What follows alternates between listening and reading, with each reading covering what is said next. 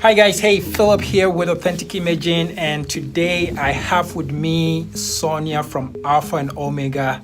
Alpha and Omega is one of my clients, and today I kind of wanted Sonia to share a little bit about what they do and how different a restoration company is when you compare them to a plumbing company. So Sonia, do you mind introducing yourself a little bit and telling people what you do at Alpha Omega? Yeah, so we are a disaster restoration company. So what that means is we will come in when there's a flood or a fire or even the instance of water damage and mold. And so we do the cleanup, and then we also do the reconstruction as well at the end of that. Awesome.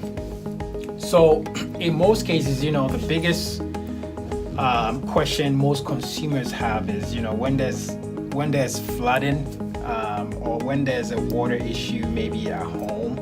In most cases, they are calling the plumber. But what I kind of want you to help paint the picture is what role does a restoration company play that a plumber cannot play? So there's a few different people that you should be calling when you have issues with water damage. The difference between a restoration company and a plumber is you're not really if you're not sure where the water's coming from, a restoration company can help you determine the source. Sure. Because you don't want to end up calling a plumber and having them come in and there's nothing to fix. Sure. For them. And the plumbers also don't do the cleanup. So restoration companies do the cleanup as well. The other person you should be calling is your insurance company. Just to explain it to them, ask their advice. You need to find out if your loss is covered, because you don't want to have a restoration company starting work if you're not covered and not prepared to be paying the bill.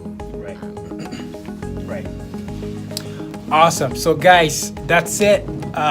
So now you know if you have an issue that requires a restoration company versus a plumber.